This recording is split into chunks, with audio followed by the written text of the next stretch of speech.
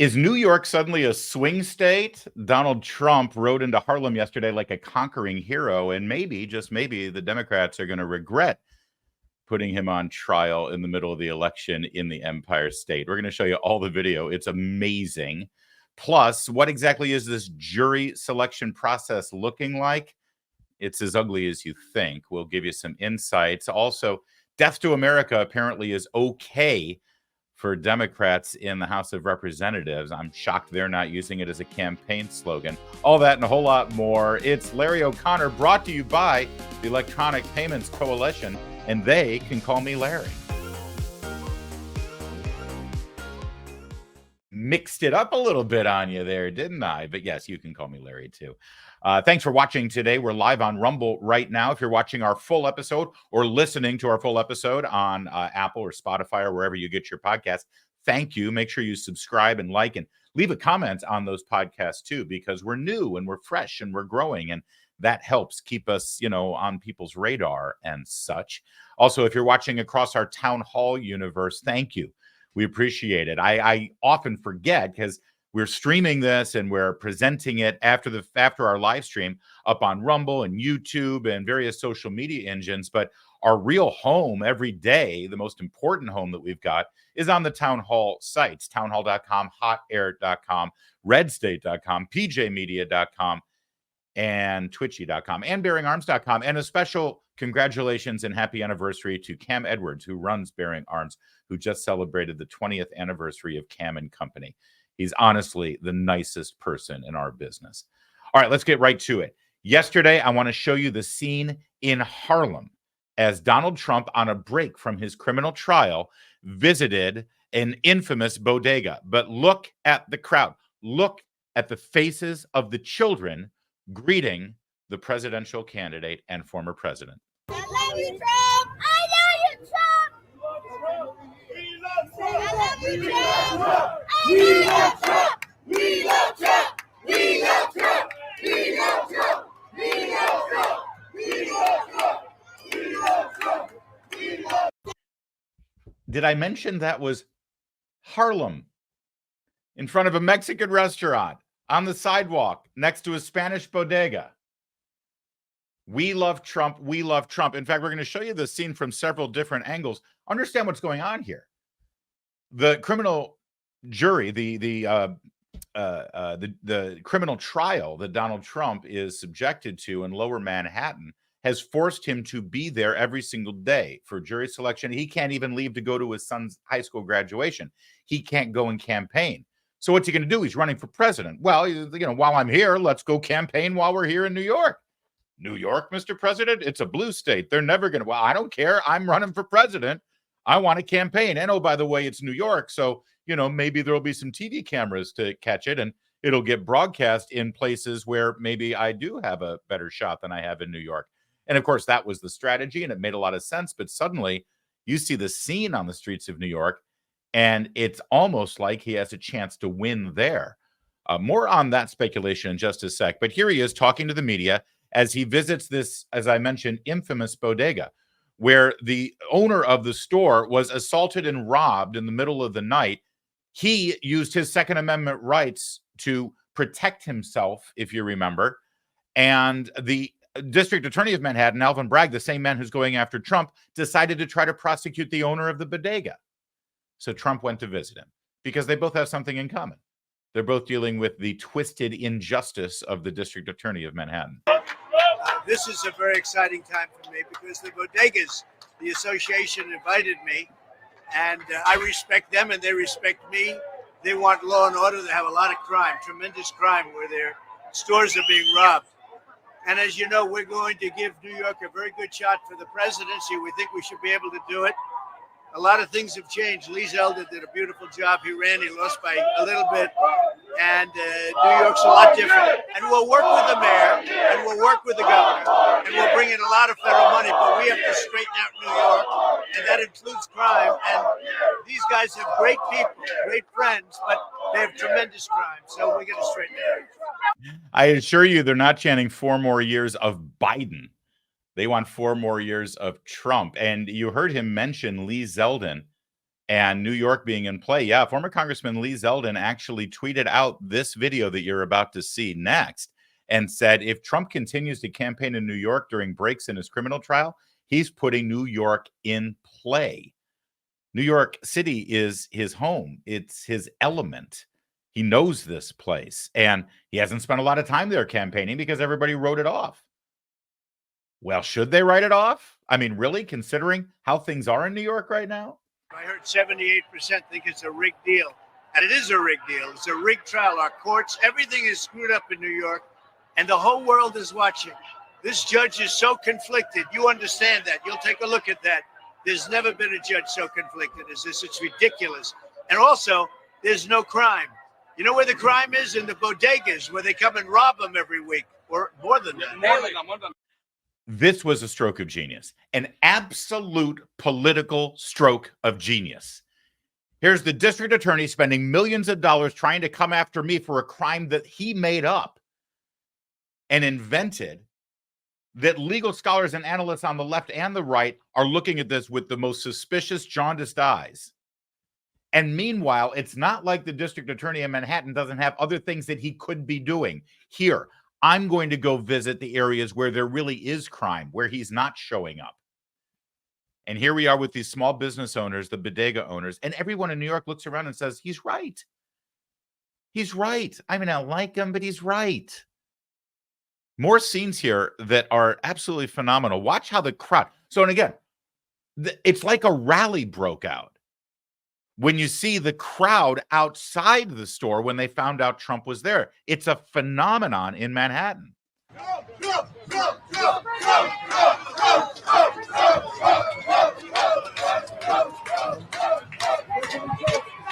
York's a lot different. And we'll work with the mayor, and we'll work with the government. We'll bring in a lot of money. We have to straighten out New York. And that includes people. These guys are great people, great friends, but they're tremendous crimes. All right, so you hear the crowd. Oh, wait, there's more of the crowd drag because the crowd is drowning out the TV camera microphones. We love Trump! We love Trump! We love Trump! We love Trump! I don't think so. All right. Oh, there's our buddies Birch Gold. Love that. Except don't text Trump. Text Larry. Text Larry to 989898. Text Larry. There, a little extra for Birch Gold group. All right. Let's move in because I want to show you the other angle of this scene right here. You just saw him talking to the pool of cameras and everyone's reaching over with their microphones and everything.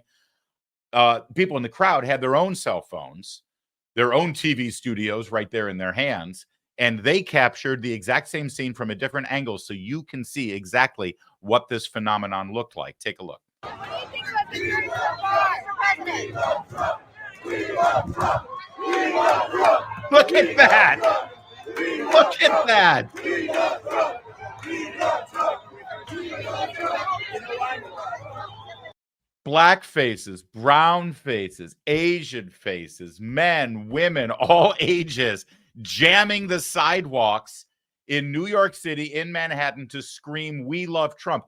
I don't think this is what Team Biden was hoping for when they salivated and rubbed their hands together like Mr. Burns at the idea of a criminal trial of Donald Trump. He's just a felon. Look at him. Well, yeah, look at him.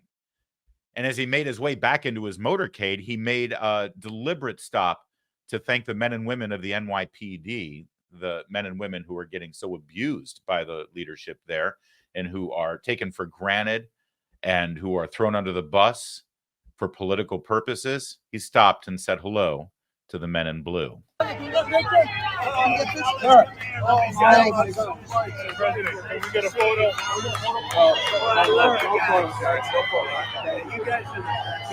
on, get over here. We'll get a photo. Get in there.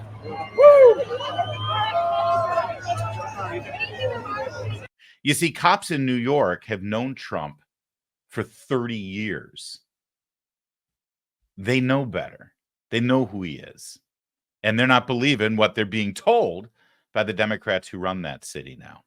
Take a look at what it looked like when the motorcade left and what the crowd on the street, how they reacted.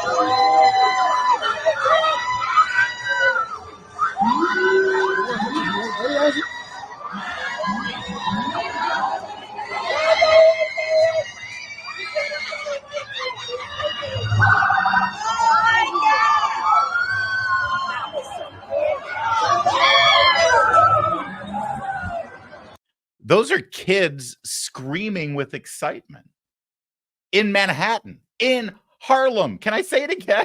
In Harlem. Down by the courthouse, there was an amazing GMC truck, the Trump truck, parading in front of all of the TV cameras and satellite trucks. You remember during the O.J. Simpson trial, they had Camp O.J.? Well, this is Camp Donald now down in Lower Manhattan because, you know, they needed more reasons to screw up traffic in Lower Manhattan. But look at that truck.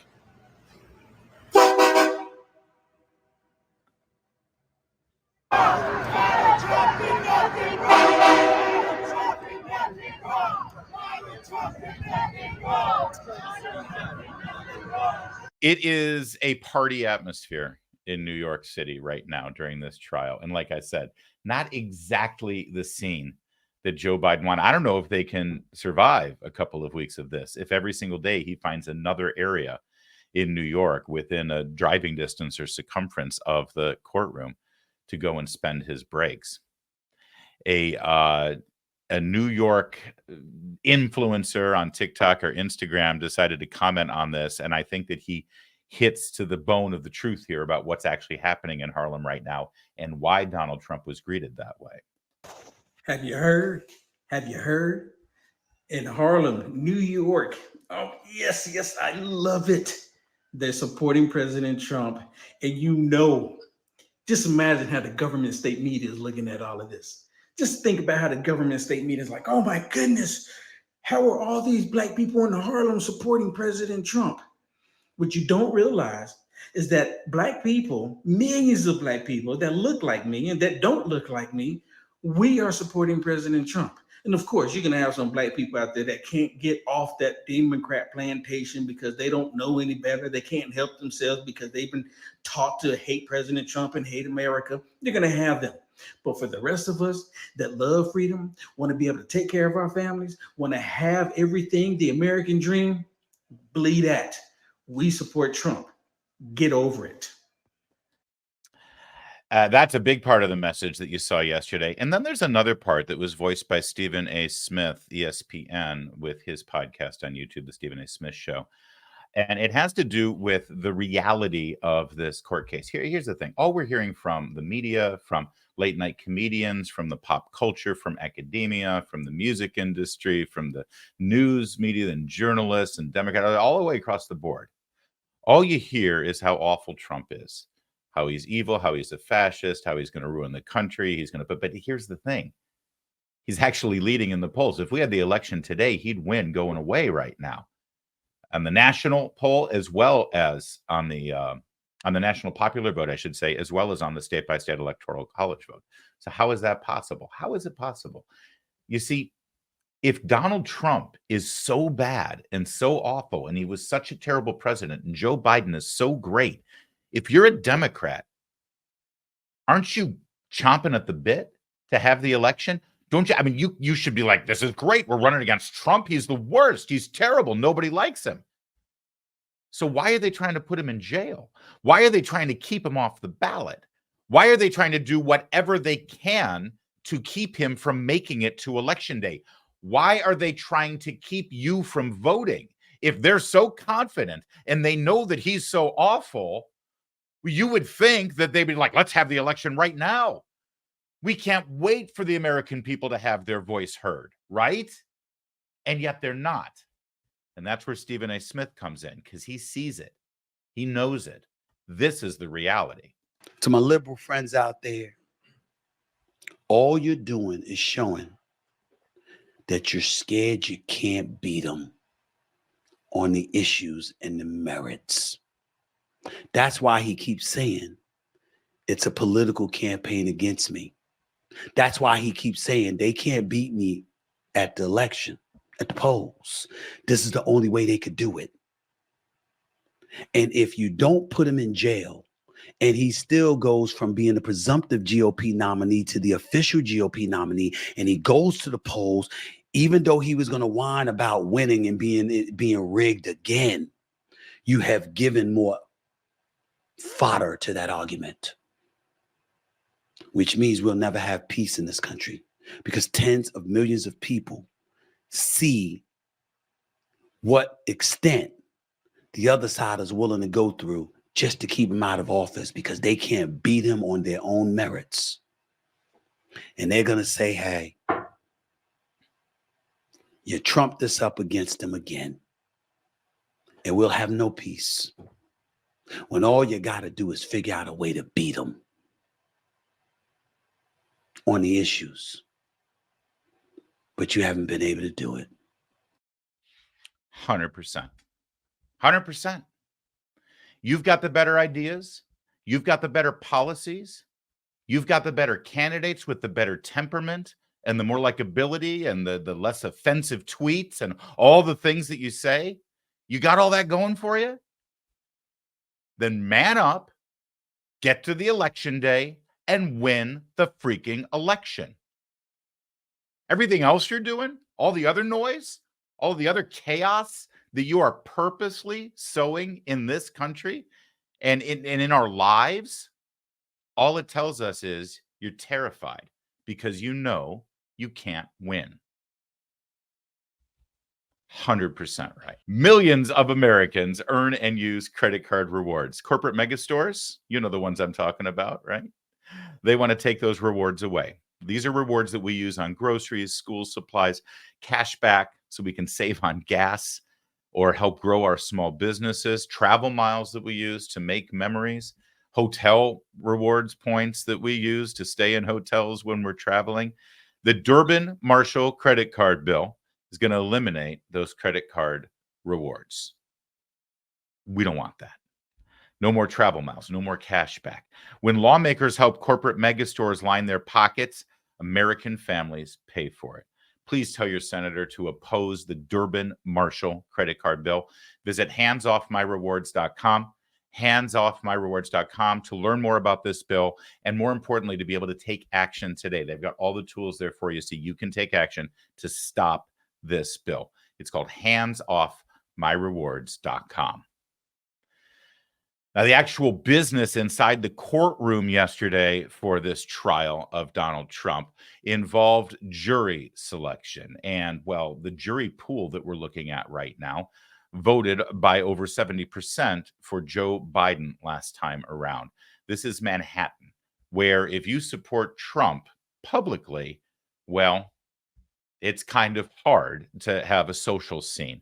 That's how totalitarian the conversation in Manhattan can be. This is why the Trump team wanted to move the trial to Staten Island. So there's a little bit of a better jury pool to draw from. Not perfect, but certainly better.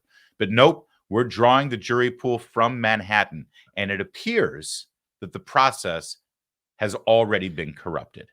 Jesse Waters on Fox News Channel picks it up from here. Over half of the jury's already been selected. We already know a lot about them, and it is hysterical. Before we tell you about them, remember that this is a Manhattan jury. It went 87% for Biden.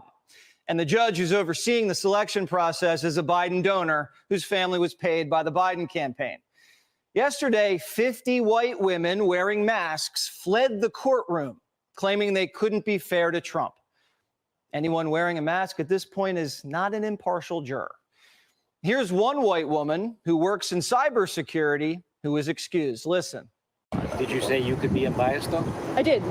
It's very difficult for anyone really in this country to not come to this with prior opinions. I think we all have prior opinions about the defendant unless you've been like living in a cardboard box. Show me a juror who says they can be unbiased towards Trump, and I'll show you a liar. That's why we don't have political trials in America. Fairness is impossible. Trump's legal team was given the names of potential jurors, and after Googling them, discovered there were undercover activists trying to sneak onto the jury. One juror couldn't recall any anti-Trump feeling, but when the defense showed him the receipts, he admitted he'd posted on social media, quote, "Donald Trump should be locked up." Another juror said he didn't remember posting anything bad about Trump, and then when shown the evidence, conceded to posting a picture that says, quote, "Trump invites Thai boys to the White House. Thai boys request to return to cage." Those two radical liberals got caught lying to the court and were almost seated on the jury. This is what Trump has to deal with. Yesterday, Clay Travis was criticized for suggesting Trump supporters get on the jury. So far, 7 jurors have been seated. Here's what we know about them. The foreman, juror number 1. He's a salesman from Harlem who was born in Ireland. He used to be a waiter, didn't finish college, and likes anything outdoorsy. He's married with no kids. His wife's in school. He gets his news from the New York Times, the Daily Mail, and some Fox News and MSNBC. Never met anybody who watches both Fox and MSNBC, but okay. That guy's your jury foreman. Juror number 2, a nurse from the Upper East Side with a master's degree. She's not married, has no kids, and lives with her fiance who works in finance. She gets her news from the New York Times, Google, and CNN. She said 2 things that really stuck out. One, quote, I don't really have an opinion of Trump, and, quote, no one is above the law. Let me just jump in here because Jesse's not saying it, but I will. A nurse with a master's degree, unmarried, lives in Manhattan, which means really wealthy, with her fiance who works in finance, very wealthy, gets your news from the Times, Google, and CNN, and doesn't have an opinion on Trump. Does anyone? That juror should be arrested for perjury. Have you met anyone who doesn't have an opinion on Trump, let alone a highly educated, wealthy, married with no kids professional in Manhattan who gets their news from CNN, the New York Times, and Google? She's a liar. But this is the problem with trying Trump in a criminal case. Who doesn't have an opinion on Trump? And it's not like this is a cut and dry criminal case where there's some kind of smoking gun or a bloody victim. In fact, it's not even a normal crime. We're trying to determine whether by paying a lawyer who then paid the cash amount for a non-disclosure agreement, and then that payment wasn't noted on a federal elections form for campaign finance, whether that constitutes a felony or not. I'm sorry, to draw the conclusion that Trump is guilty in that scenario, you have to have an opinion on Trump. And that's why this entire thing is doomed for failure. And no matter the outcome, everyone will think it was rigged. But Jesse continues with the breakdown on this jury so far. I'm not so sure about juror number 2. Juror number 3 is a young Asian lawyer from Oregon. His corporate law firm features DEI on its homepage. He's single, lives in Chelsea, and was wearing a purple jacket. Okay? He claims he's not super familiar with Trump's other charges. He likes to hike and run and gets his news from the New York Times, the Wall Street Journal, and Google. Juror number... Hold on. Just so you know, a single Asian lawyer from Oregon who wears a purple jacket to court. They used to refer to that as a confirmed bachelor. Oh, and lives in Chelsea. I forgot that very important element too. A confirmed bachelor. We'll just, all right. 4 is a Puerto Rican who finds Trump fascinating and mysterious. Quote, he walks into a room and he sets people off one way or the other. I find that really interesting, that this one guy can do all this. Wow. The guy was actually born in Puerto Rico, lives on the Lower East Side now, and works in IT. He's married and he has grandkids. Wife's a writer. Previously served on a jury, but says he doesn't remember the verdict. He gets his news from the New York Daily News, the New York Times, and Google. Anyway, juror number 5, a black woman in her 20s who doesn't follow the news and didn't know Trump was facing charges, any charges, anywhere. She lives in Harlem. She's a teacher. She's not married, has no kids, and lives with her brother, who's a basketball coach. She gets her news from Google and TikTok. She also listens to Charlemagne the God. Juror number 6 is a woman in her 20s. If I could just jump in real fast, Charlemagne the Guy, who does a morning show that is mostly focused on an urban Black audience. It's called The Breakfast Club. And one of his listeners had no idea that Donald Trump was even facing charges. As a fellow morning show host, can I just say I feel Charlemagne's pain, because I promise you he's been talking about this on his show. And honestly, when you do a morning show, you just take for granted that the listeners are barely hearing what you're saying. But still,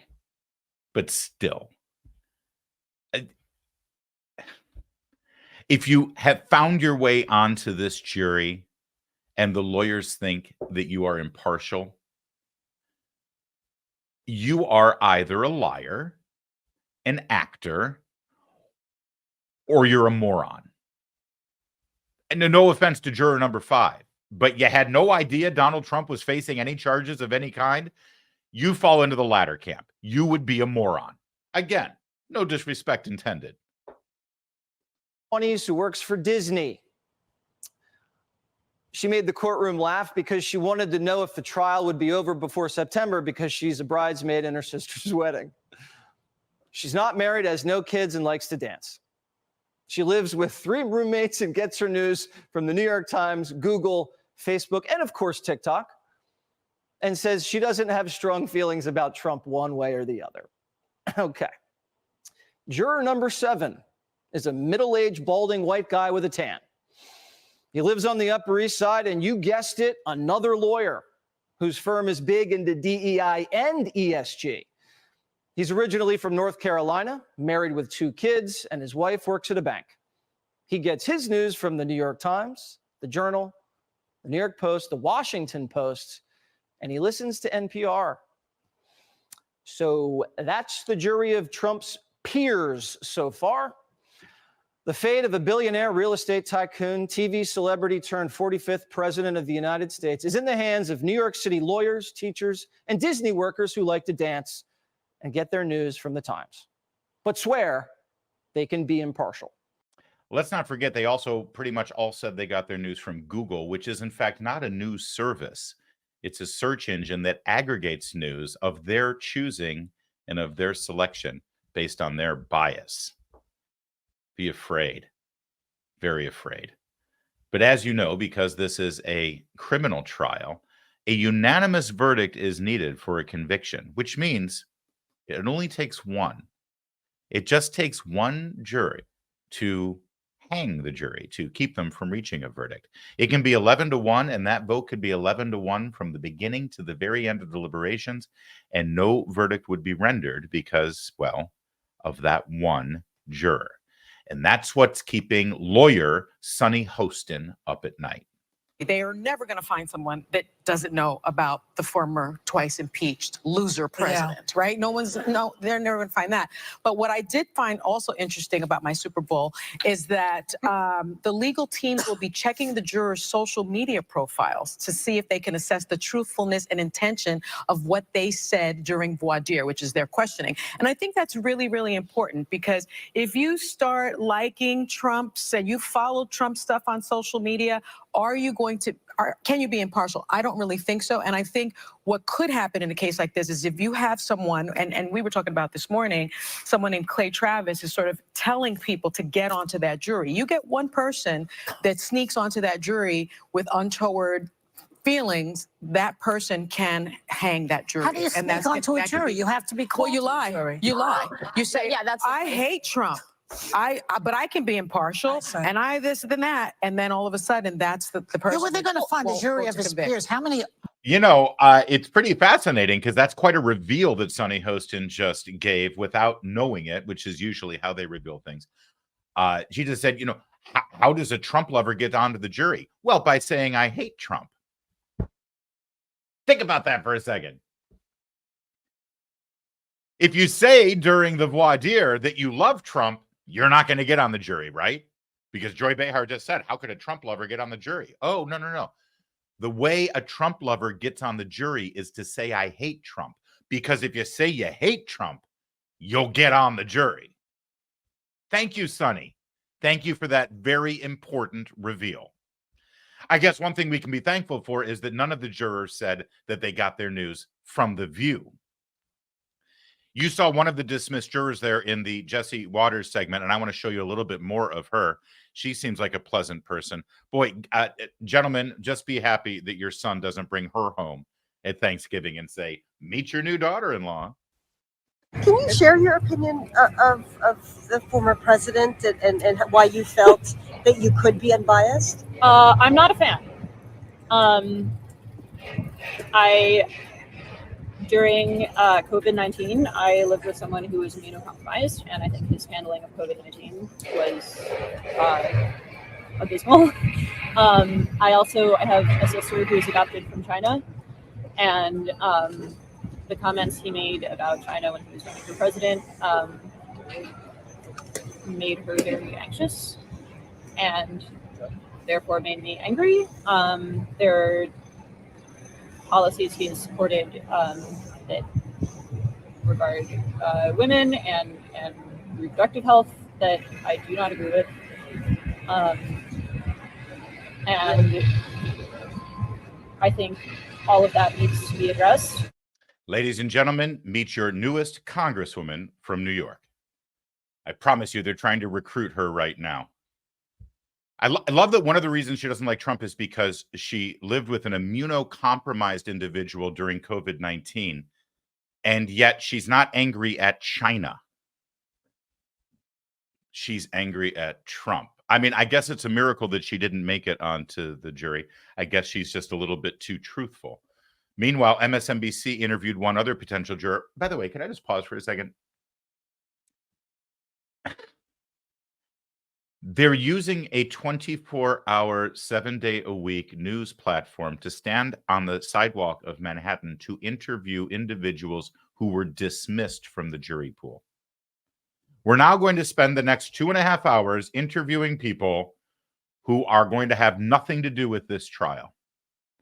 And if I'm the network owner, if I'm the CEO of MSNBC, I call my producers into the boardroom, I show them this segment, and I say, okay, so what you're conveying to me is there's not enough news to fill 24 hours a day.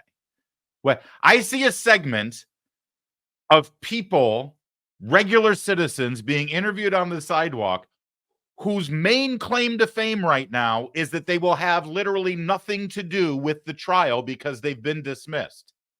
And this is news? You're telling me that there is no longer a need for a 24-hour news channel. That's what you're telling me. And yet here we are.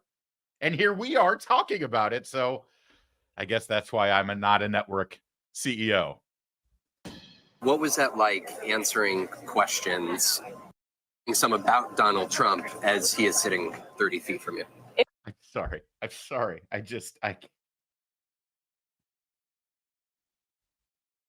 What was it like to answer questions about Donald Trump while he was sitting 30 feet from you?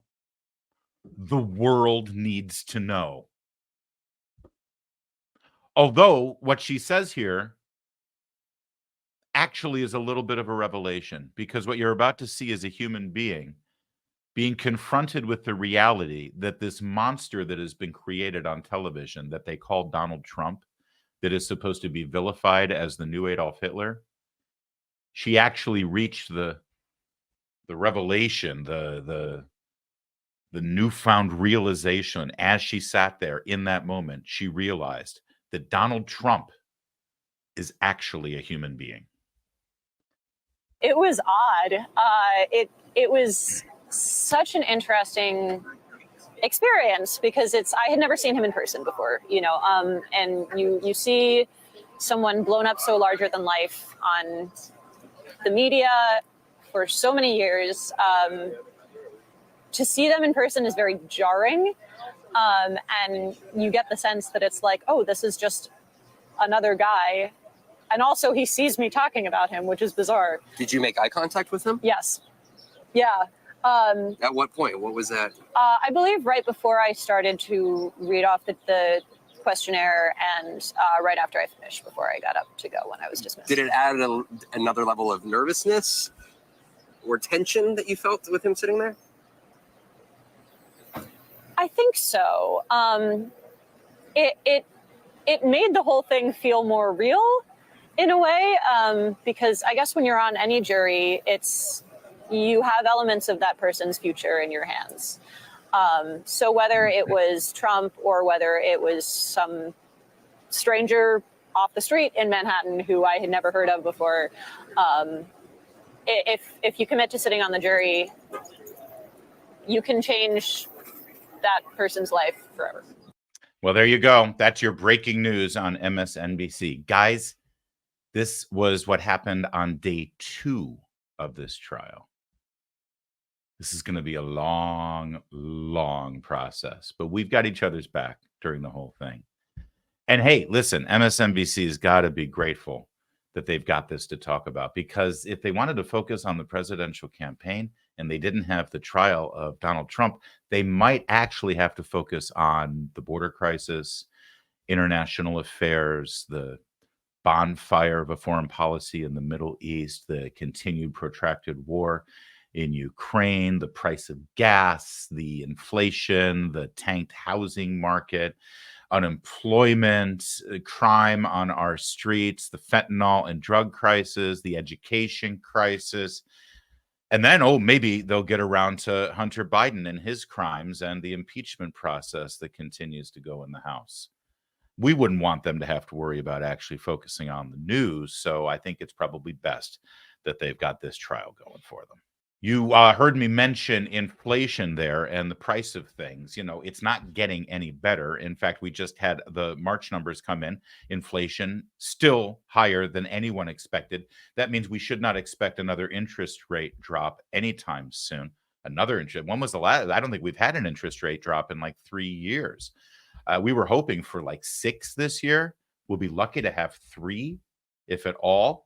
Inflation continues to charge up the mountain. This is a problem that is not going away. It can't. The math won't let it. We're $34 trillion in the hole right now because Congress and this president keeps printing money day after day to pay for things we don't need with money we don't have. That deflates the value of the dollar, which increases the cost of everything. That's inflation. Now, you can bury your head in the sand about it, or you can try to do something about it to protect yourself, to protect your savings, and to protect your retirement.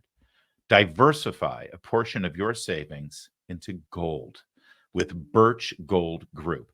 Gold is your hedge against inflation, and Birch Gold makes it easy to own. They'll help you convert your existing IRA or 401k into a tax-sheltered IRA in gold, and you don't have to pay a penny out of pocket for this. They've got an A+ rating with Better Business Bureau, and they've got thousands of satisfied customers. Just read all of the reviews. You can trust Birch Gold. Text Larry to 989898 and get your free info kit on gold, and then talk to a precious metal specialist. Learn how you can protect your savings from persistent inflation with gold. That's Larry, Larry. Oh, there it is right there. Larry to 989898, Birch Gold Group. Text Larry to 989898. Do it now. Yesterday on Capitol Hill, we had some pretty impressive Senate hearings, and they involved 2 of our favorite senators when they question witnesses at those hearings. We've got Josh Hawley and we've got John Kennedy. Yes, we've got some Kennedy coming up. We're going to start with Josh Hawley. All 3 of them, by the way, are asking questions of Biden cabinet officials.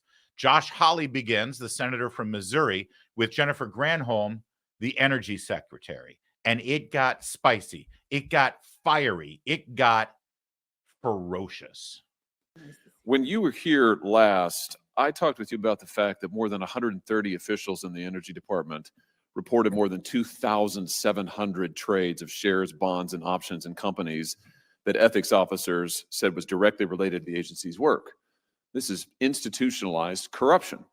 And I asked you point blank, do you own any individual stock? And you told me, no. Let's just look at it. It was not a difficult question. Do you own individual stocks, Madam Secretary? You said no. In fact, you repeated it 3 times to me. No, no, no. Turns out that was false. You did own multiple individual stocks, and you neglected to report it to this committee for months afterwards. Why did you mislead this committee?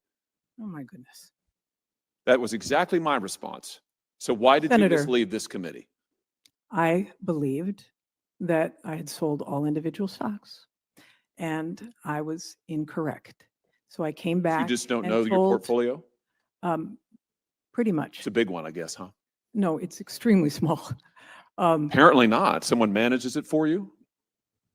So I came back as soon as I found out that, in fact, I had not sold all individuals. Wait. No, that's not true either. Let's just look at the timeline. Let's not, I just remind you, you're under oath. Madam Secretary, you testified you didn't own any individual stocks. You didn't sell the stocks for a whole nother month. And after you sold the stocks, you waited another month before you informed this committee. Why did you mislead us, and what were you hiding? Why did you wait so long? Why did you hide this? I did not hide it because I brought it forth to the committee when I realized that we had made a mistake. Really? What explains the delay? Why did you wait for a full month to explain your actions to this committee, your false testimony? That's less than a month, and I sent a letter explaining what had happened. May the that I made a 15th to mistake June the 9th. Are we because going I to? owned a Ford stock that was. You misled this committee, and you wait. What were the stocks? What were the stocks that you owned? It was a Ford stock that my husband had owned since he was very young, and I just was not aware of it. And what were the others? You sold 6 stocks. What were the other 5? I sold non-conflicting stocks. What were they? I don't honestly, I don't even know. I do know the Ford one because that was a conflict. You don't. That's why I raised this. You're here before this committee a year later after actively misleading to us, after denying and delaying, and now you won't tell us. Was one of them Proterra? No. You sat on the board of directors at Proterra. You made millions, CNN reports, and stock options at Proterra. Then you promoted Proterra stock and Proterra products as energy secretary. Was that one of the stocks that you sold? This is so, I mean, really. Was that one of the stocks that you sold? Yes, No, really. no, You were it was- presiding over institutionalized corruption in your energy department. You have so sorry, violated but- the Stock Act 9 separate times. You have been referred by the Inspector General for violations of the Hatch Act. It is institutionalized corruption that you are now the face of. And here's what I'm trying to figure out. I just want to know who really runs the energy department. Is it you, or is it the mega corporations whose stock that you own that you're making profits in? Oh my goodness. Or maybe it's the foreign billionaires who fund your conferences. Let's try something else. Do you know the names of the foreign billionaires who fund the conferences you go to? Since you don't know the stocks, do you know the names of the foreign billionaires? This is unbelievable to me. Let me help you. Mr. Chairman. One of there's a little bit more of this, and it gets even better. But that's my favorite part of it. That she has no answers for any of the questions because she knows the answer will get her into trouble. So what does she do? This is how dare you? At long last, sir, have you no shame? Mr. Chairman, please bail me out here. The chairman is Joe Manchin, by the way, of West Virginia, who has his own energy investment issues there as well. But you know that the secretary has issues with the truth and doesn't want to answer any of Senator Hawley's questions when her only response is, I cannot, oh my goodness. Mr. Chairman, please bail me out. But it gets better. them is Hans-Georg Weiss, a Swiss billionaire who has used various dark money front I do groups not know what you to are funnel talking about. various dark money front groups to funnel foreign money into American politics. He has used the Burger Action Fund, $20 million, that then sent money to the Fund for a Better Future, that then sent money to the Climate Power Group that has funded conferences you've attended.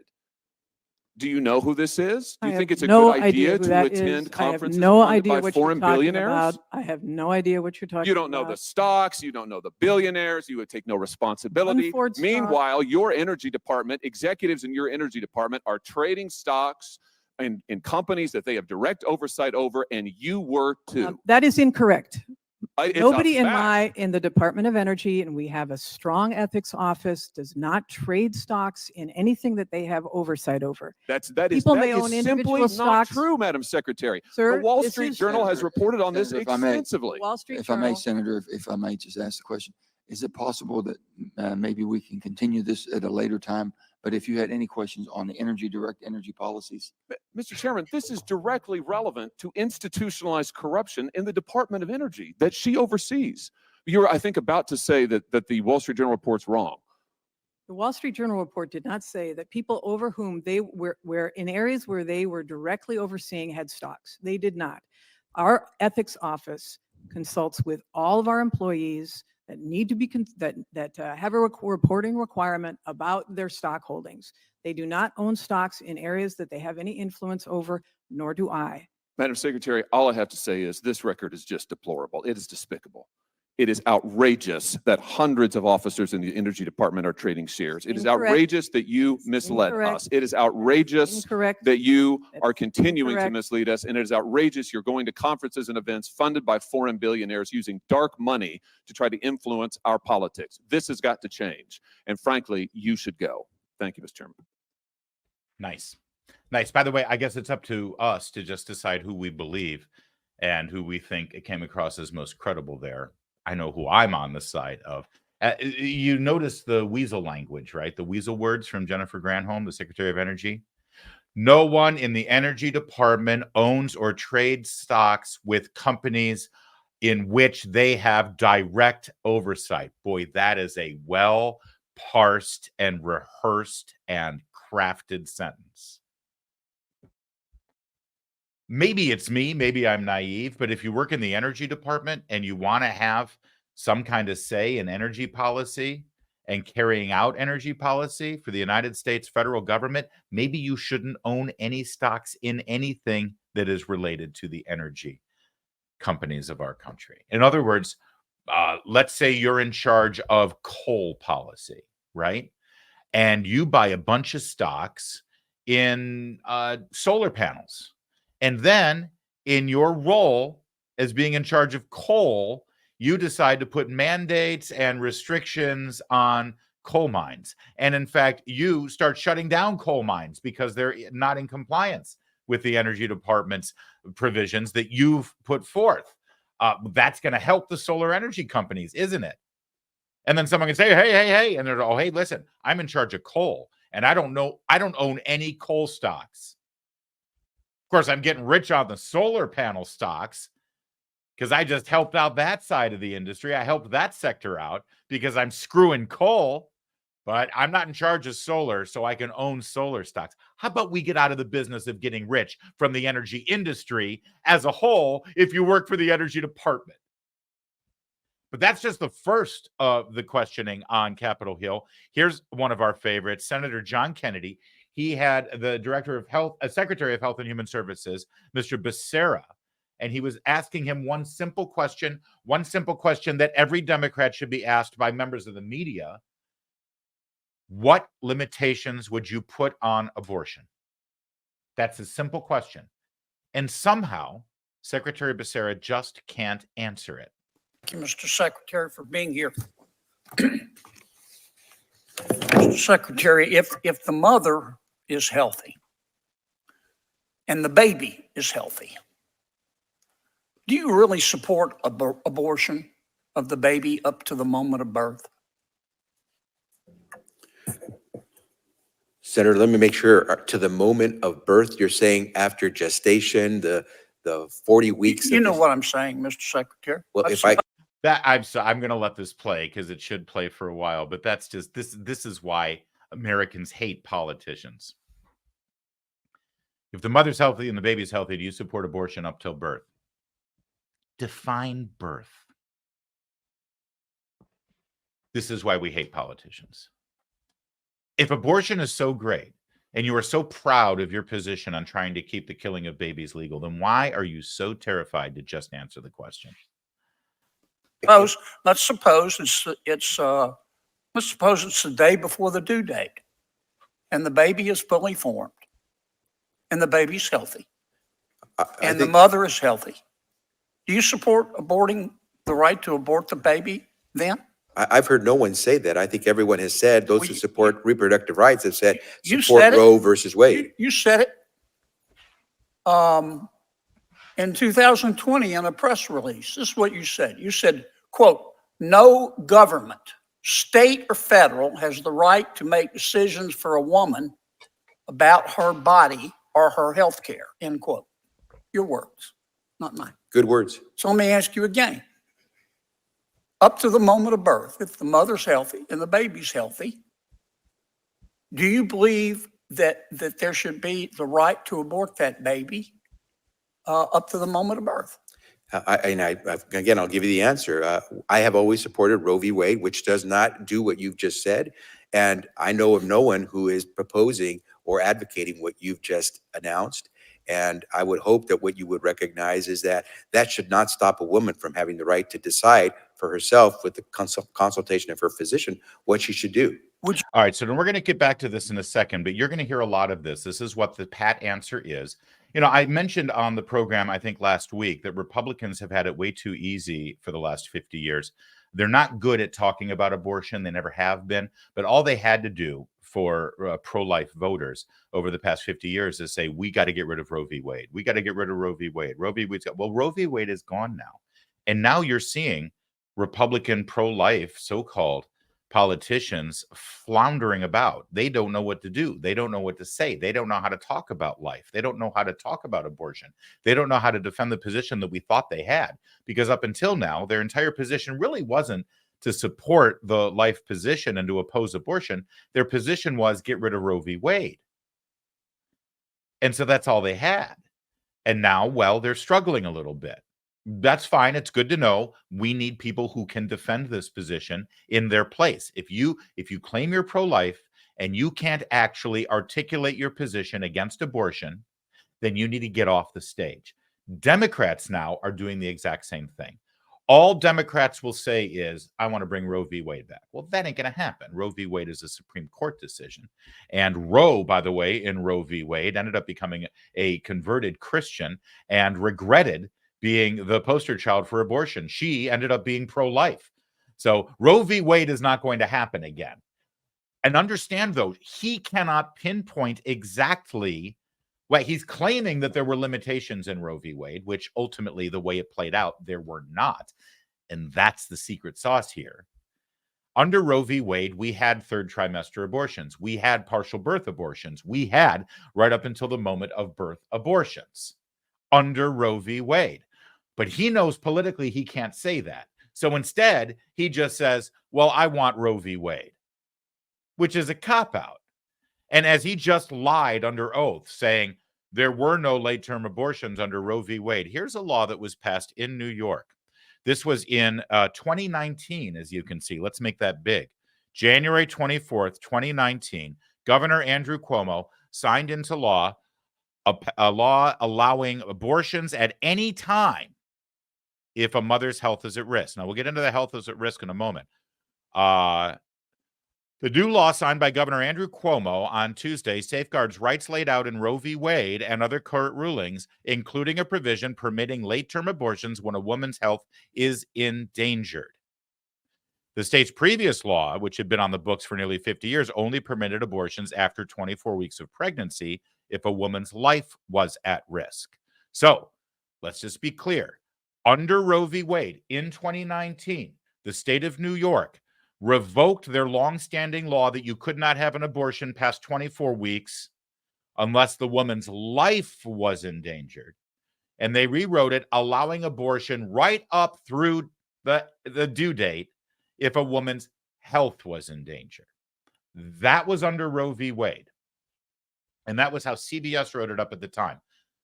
But understand something very, very, very important. When a woman's health is endangered, includes the woman's mental health. If a woman is a week away from her due date and she is suffering from debilitating depression, and she believes that by having that baby, it's going to put her into a depression spiral of doom, and she will potentially commit suicide or be so depressed that she won't be able to get out of bed, and she's going to be in whatever horrific mental health crisis, you might think, well, then that baby is disposable. If the woman has perceived mental health problems and perceives that she has concern, it doesn't matter. By the way, if you go into Planned Parenthood or some sort of abortion mill and you're 2 weeks away from birth and you say, I want to have an abortion, and they say, well, is your health at risk? And you say, yes, that's pretty much it. That's the screening process. So he is lying to you right now when he says Roe v. Wade didn't allow things like that to happen. Of course, Roe v. Wade allowed that to happen. Upwards to close to 10,000 a year by many estimates. All right, back to this confrontation, because Kennedy now really lays in. Do you support making it illegal to abort a baby if the mother's healthy and the baby is healthy on the day before that baby is scheduled to be born? I certainly would support the reestablishment of Roe versus Wade. Okay. So you think that there are restrictions that the state, federal or state, as the case may be, can place on abortion? Senator, if you talk to any woman, she'll tell you that she uses common sense in making her decisions. Do you think that the state or the federal government in the third trimester of a pregnancy has the right to impose limitations, moral and legal right to impose limitations on an abortion? I think that's a yes or no. I would certainly say that Roe v. Wade answered those questions. We defend I want your Roe answer. versus Wade. Roe v. Wade has been overturned. I want your answer. Do you support restrictions by the federal or the state government on the right to an abortion in the third trimester? And my answer is clear that if we establish Roe versus Wade, we get back to a system that gives women protection. Do you support restrictions to the right to an abortion in the third trimester? Why are you dodging the question? I'm not. I'm just saying. I'm Sure telling you where I am. I am. Tell me, do you support restrictions in the third trimester? I have If the personally. mother's healthy and the baby's healthy. Yeah, and Senator, let me try to make sure I answer this. Personally, as you mentioned, I've been quoted on a number of occasions before I became secretary. I support a woman's right to make a decision about her body. But do you support restrictions in the third trimester? I just asked, why are you embarrassed to answer? Yeah. You know why he's embarrassed to answer. Let me just tell you what's going on here. There was focus group after focus group after focus group and polling that was done by the Democratic Party and by the Biden presidency and the Biden campaign that it reached one conclusion and one conclusion only. The idea of going back to Roe v. Wade is popular with enough of our base that that's what we need to hammer home. So that's the messaging. That's all you need to know. Whenever you're asked about this, don't answer anything directly. Just say we should put back Roe v. Wade, which of course can't be done. That's not a reality. Roe v. Wade was a Supreme Court decision. You don't legislate a Supreme Court decision.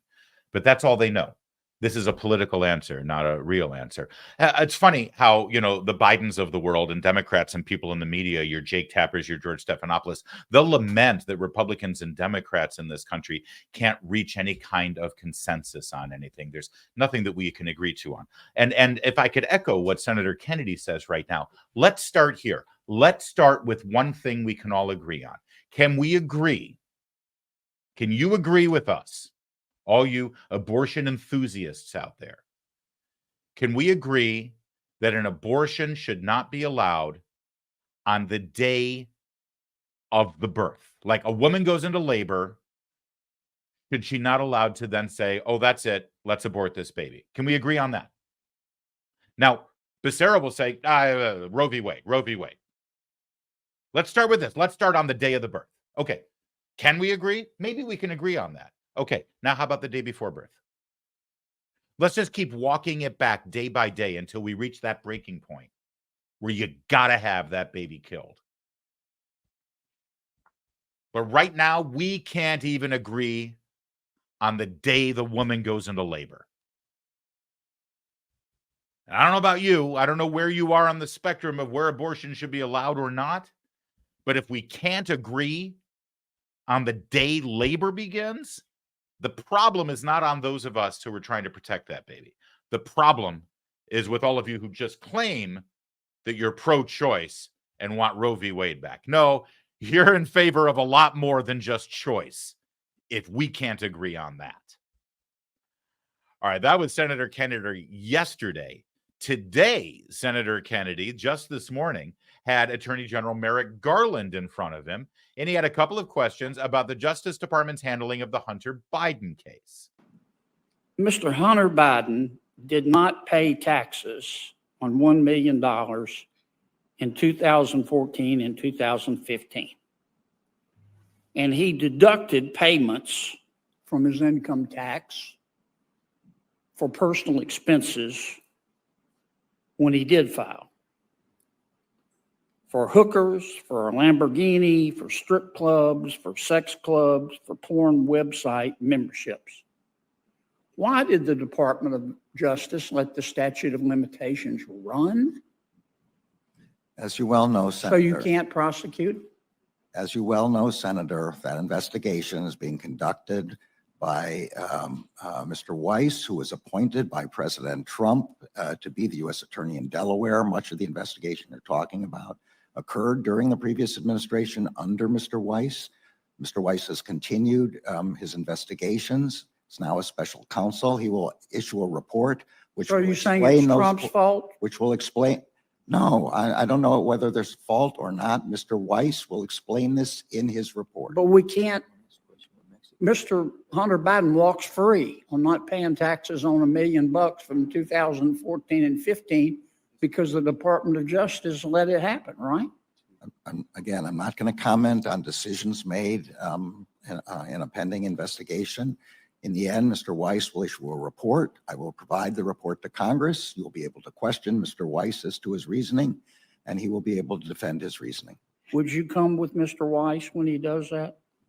I'm not going to know the intricacies of Mr. Weiss' investigation. There would be no point.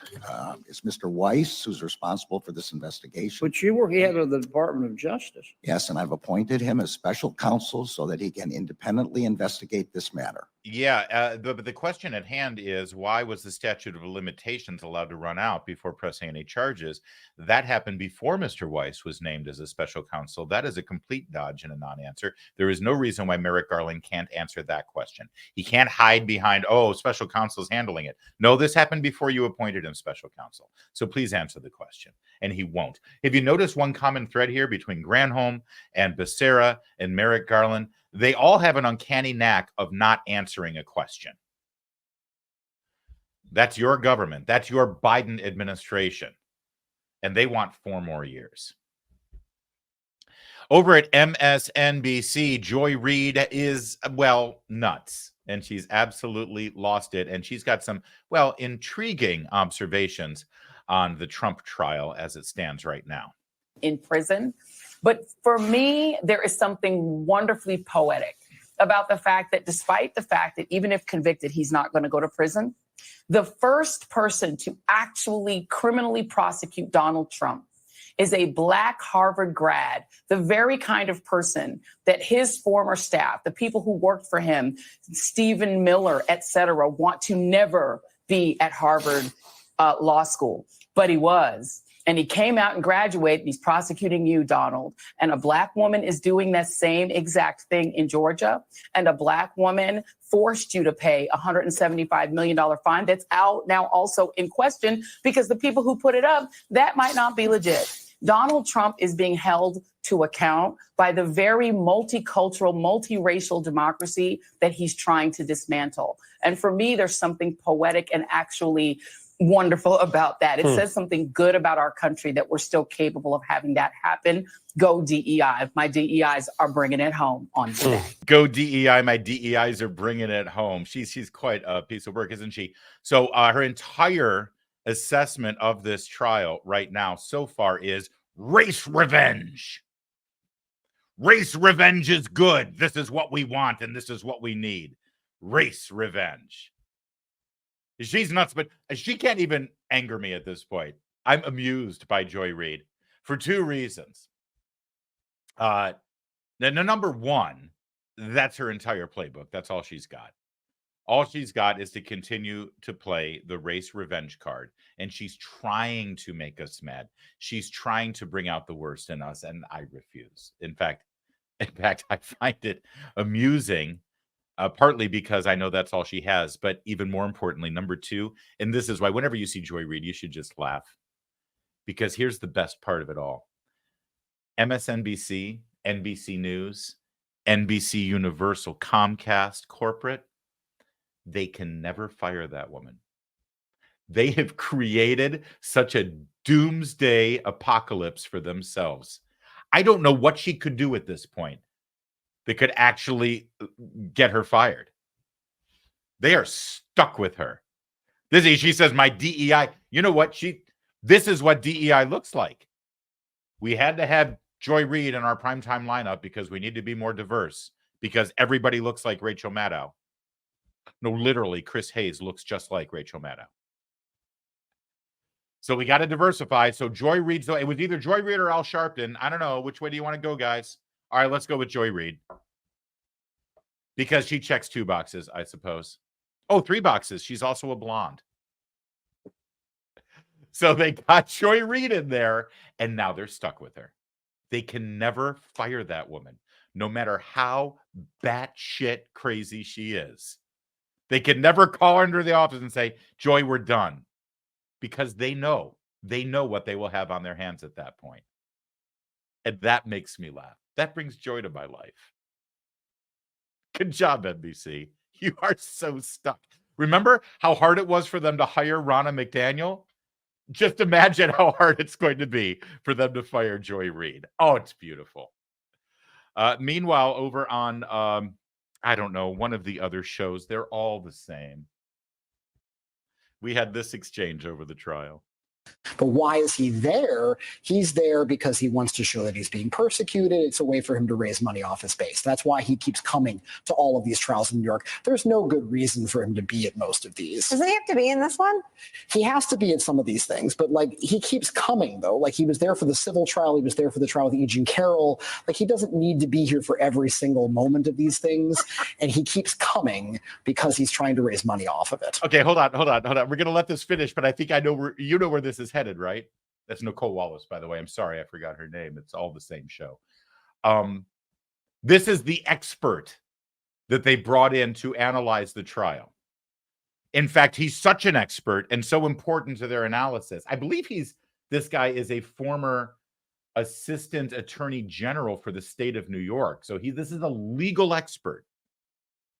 And he's so important, they've even brought him into studio. None of this Skype stuff from home with a bookshelf behind you. No, sir. We're gonna have to do makeup and hair on 360 because the camera may catch you beyond just this shot. So they bring him into studio to give his legal analysis, and now he's dumping all over Trump because look at him. He's showing he doesn't need to be there, but he's there because he's raising money off of it. And you and I, who have been watching this, who read the news, who are actually informed, you know where this is headed. We know more about this case than this guy, than the expert, because of course we know that he does have to be there. The judge has forced him to be there. Just yesterday, Trump was lamenting the fact that they're going to keep him from going to his son's own high school graduation. And this guy's up there saying, look at him. He doesn't even have to be there, but he's just raising money and he's flexing. All right, so now let's watch how this unfolds. It's exquisite. So he has to be there. And the judge warned him the other day that if he fails to appear, a warrant will be issued for his arrest. And if he disrupts the proceedings, he could be ejected or go to jail. He has to be there every day. For this one, that's the criminal. But just the number of minutes that he's there. So he has to be there for some of these.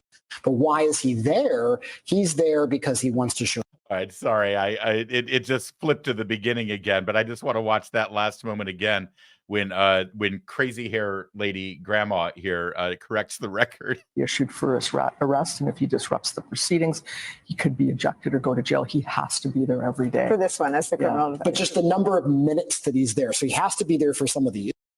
He has to be there for some of it, sure, but it's just so long. The guy's a moron.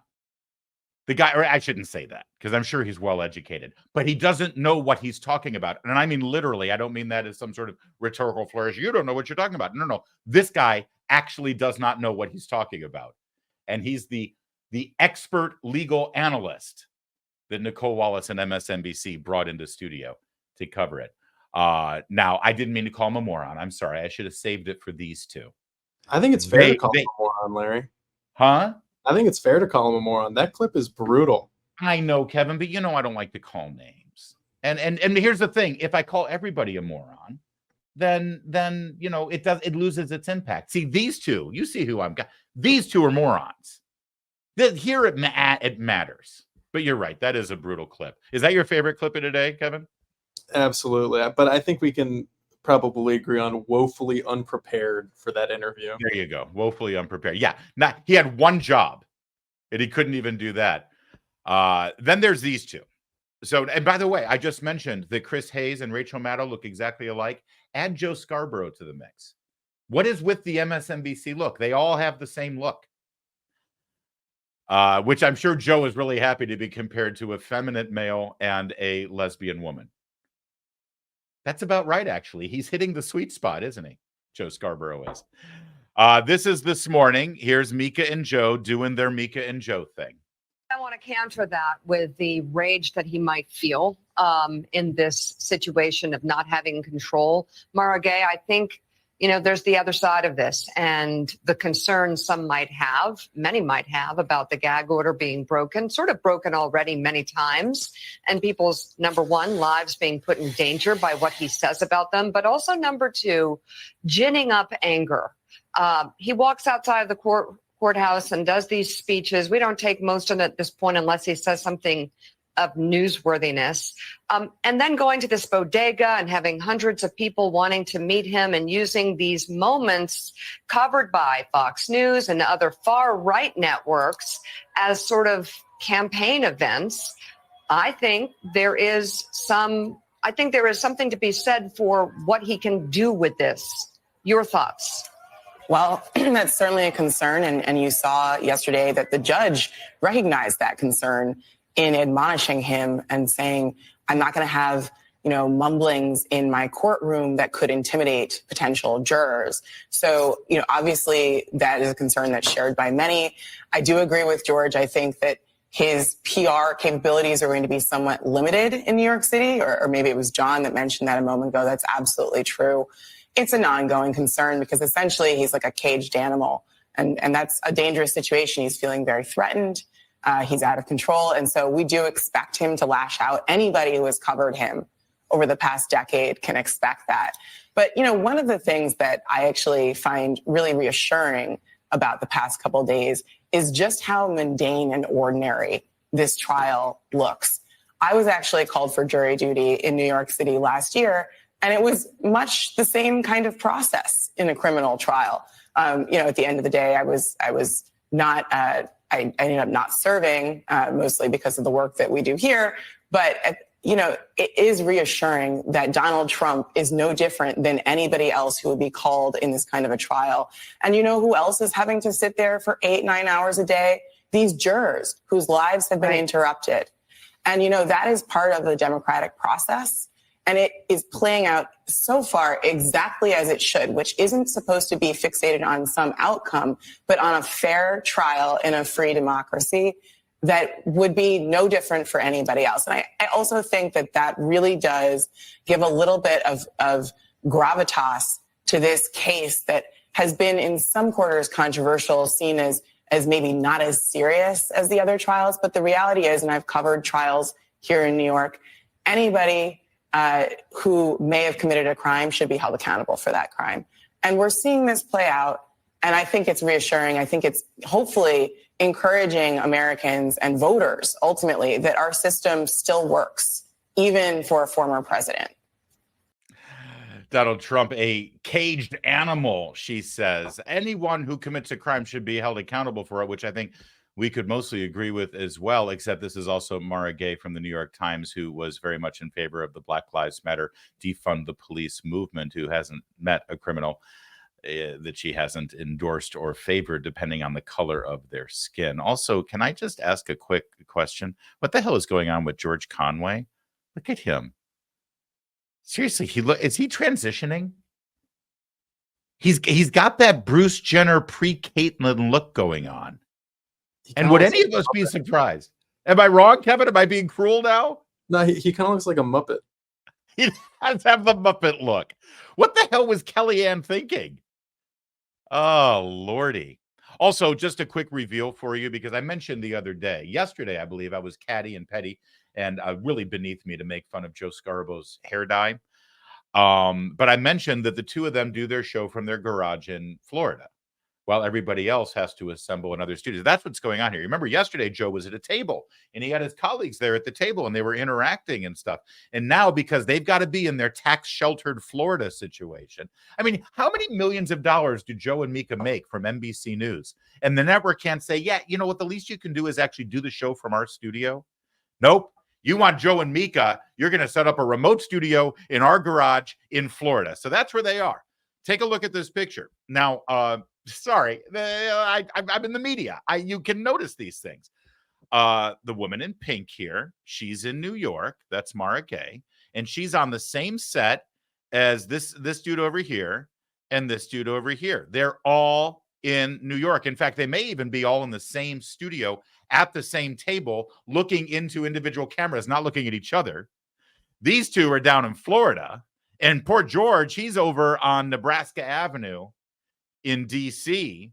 at the NBC studios there where they do Meet the Press. He's in the D.C. studio.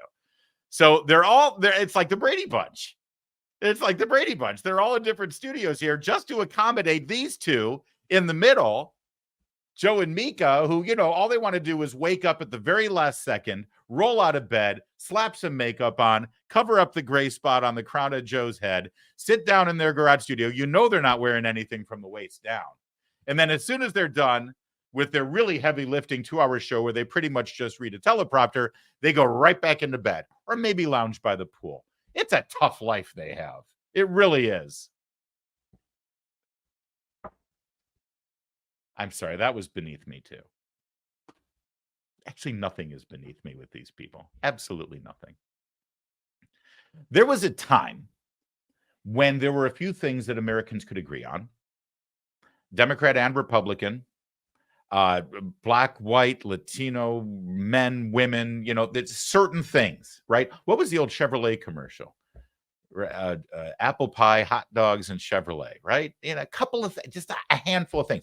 There was a time when most Americans could agree that it is wrong to chant "Death to America"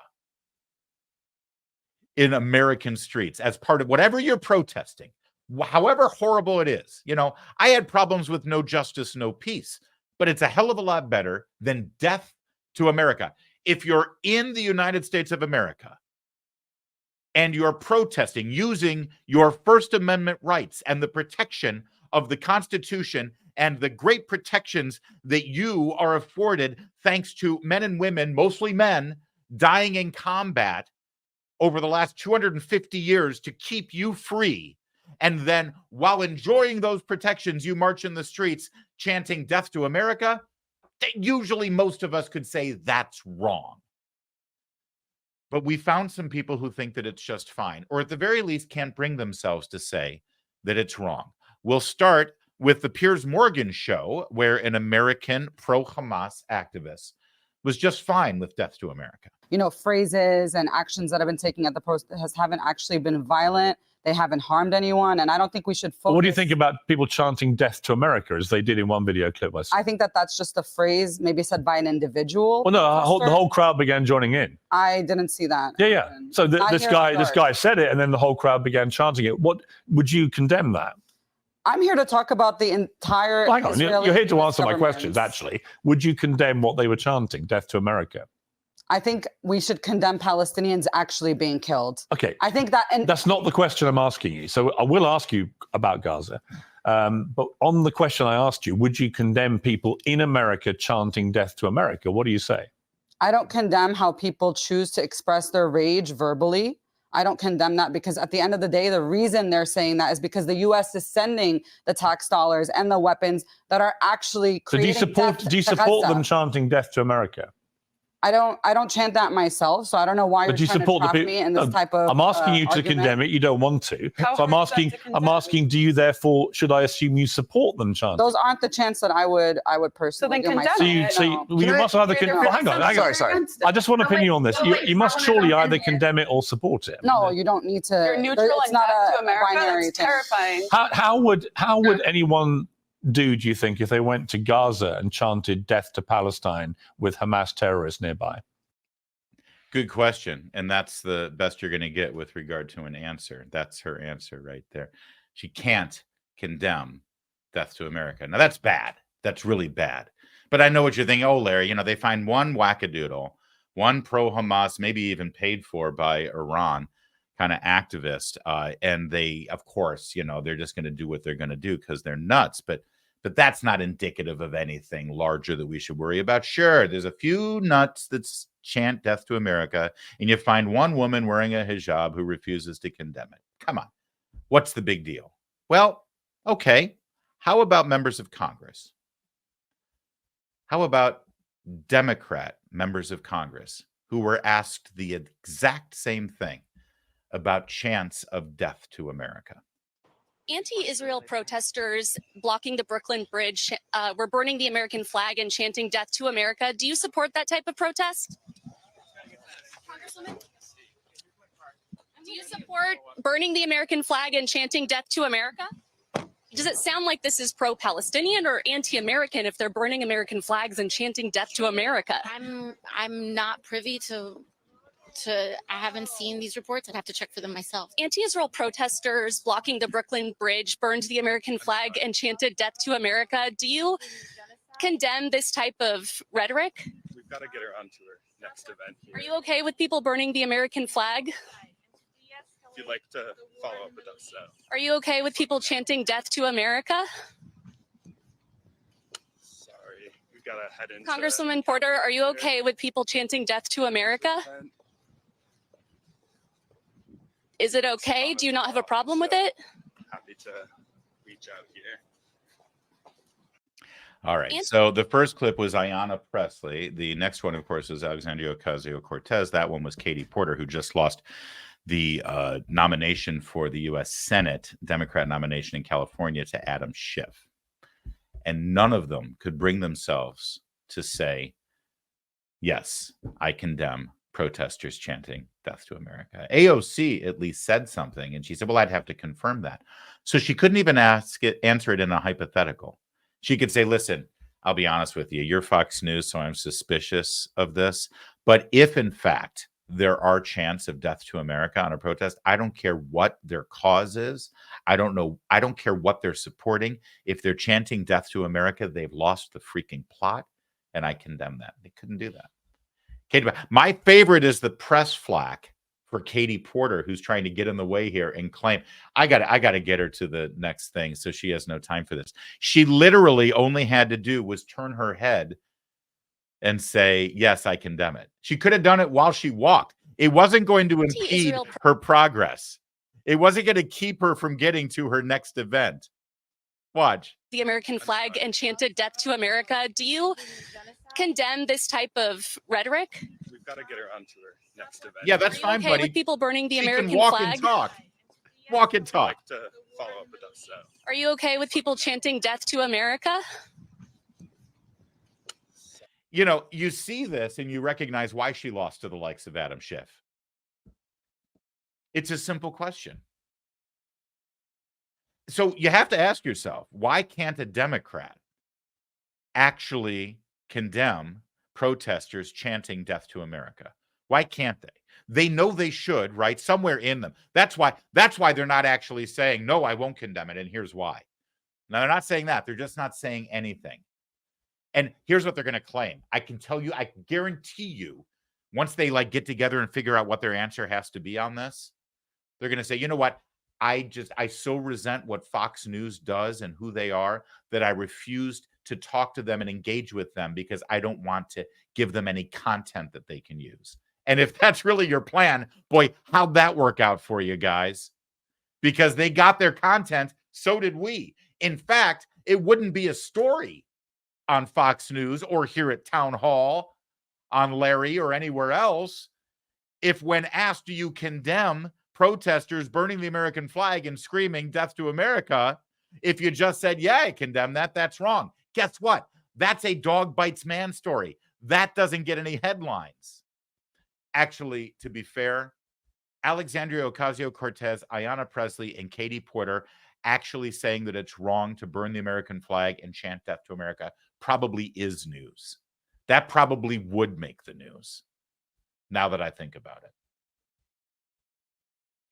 Meanwhile, leave it to a basketball coach, Auburn's basketball coach, Bruce Pearl, who actually, in his own way, articulated something more coherent and more understandable and more legitimate and true about these pro-Palestinian protests that he's seeing on college campuses than what any political figure could ever articulate, certainly for the Democrats. Bruce Pearl, by the way, I believe is Jewish, especially considering the name Pearl and the Israeli flag on his shelf there, which I really appreciate. He was the basketball coach for the Tennessee Volunteers, if I remember right. I like him.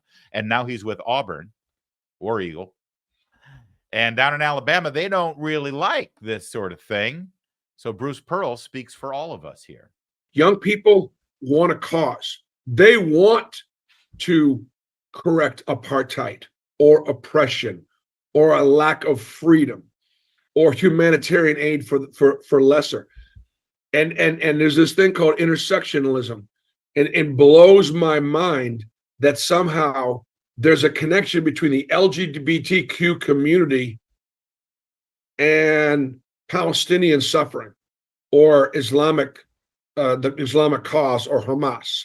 If you are gay and you are in certain parts of areas controlled by Hamas in Gaza or the Palestinian Authority in certain communities in Judea or Samaria, you're going to be killed. That's not allowed.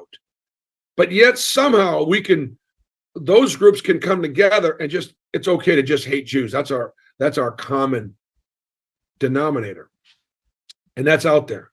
And American Jewry has got to wake up. October 7th and April 13th were enormous wake-up calls for Jewish Americans that don't think the Holocaust is possible again, or that our survival, not only in this country, but even in Israel. Israel's under attack every single day. If we lose Israel, where exactly are we supposed to go? Because in this country right now, there are many elected officials that are supporting Hamas and that are supporting Israel's enemies that call for her death right here in this country. We're seeing death to America chants, death to Israel, death to the Jews. It's not how I want it. Yeah, there you go. That's how it's done. Good for you, Bruce Pearl. Well done. Go Auburn, War Eagle. That's how it's done. Is that so hard, Katie Porter? Is that so hard, Alexandria Ocasio-Cortez? It's not. And yet somehow you can't do it. Basketball coach can do it. You can't do it. That's it for today's show. Thanks so much for watching. Thanks for sharing. Thanks for being part of what we do here. We really appreciate it. And you know what? Real fast, just so we can sort of have one last moment of sort of joy here, this wholesome. Take a look at these kids. I just want to share it one more time. You see these kids in Harlem? You see them? I love you, Trump. I love you, Trump. We love Trump. We love Trump. We love Trump. We love Trump. We love Trump. We love Trump. We love Trump. We love Trump. We love Trump. You think Joe Biden will ever get that kind of reaction anywhere? Even in his own home? That's it for today. Thanks for watching. We'll be back next time. In the meantime, I'm Larry O'Connor. You can call me Larry.